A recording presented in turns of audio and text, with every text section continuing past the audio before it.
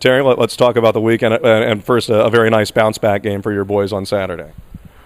Saturday's game was a good game. I thought we played maybe a little bit better on Friday night, actually. I thought the same thing. You know, the way we came in the third period and played with lots of energy on Friday night, I think carried us over to the Binghamton game, and the guys come out real good start to the game, first period. You know, you bounce back after giving up the first power play goal and really paid attention to the checking part of the game. It sounds weird to pretty much anyone to lose 3-0 one night, win 3-1 the next night, but say that your team played better in the game where you lost 3-0, but you maybe did a little bit. Well, sure, you have to evaluate how you lose and how you win. I mean, there's poor wins and there's really good wins in a sense that you might not play well, execute well. You got to depend on your goaltender to win a game for you. That's not a good thing. If he's going to have to do it stopping 45, 50 shots, then obviously your play in front of the goaltender is not good enough. So I think it was one of those scenarios. But the fact that we won in Binghamton, a tough building, good against a good team, was a nice way to start off this week. What about the game that Cal Heater had there?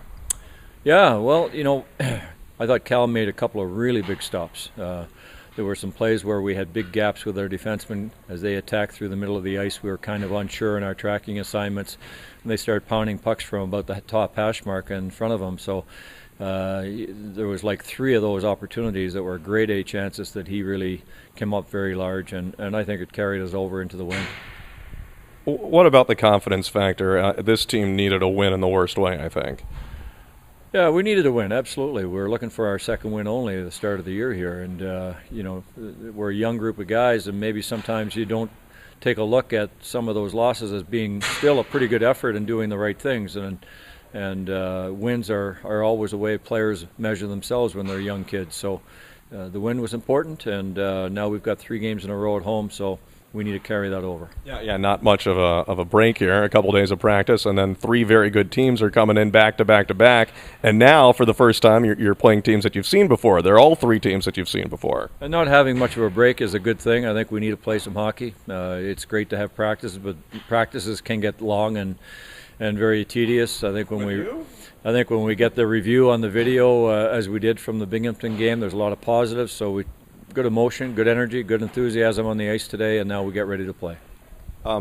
You got a couple goals from a couple rookies in the game on Saturday as well. Nice to see. I mean, we pick up guys like Newberry and McGinn, and we're looking for them for the scoring punch, and instead it's Alderson and Flanagan who score those first 2 goals. Yeah, and Atkinson gets his first goal. So, you know, and they were good plays. It wasn't something where we're just, you know, shooting pucks and redirecting pucks to the goaltender. Those were really good cycles, long time in the offensive zone, everybody reading and reacting off each other, and now you know they showed great composure in situations where they basically putting it into an empty net. So I was real happy to see those young guys and those lines, and particularly the 4 lines. The 4 lines lost in that game was very important, that everybody's on top of their game to give a little bit of a break to the top 2 guys that played a lot here in the game on Friday night.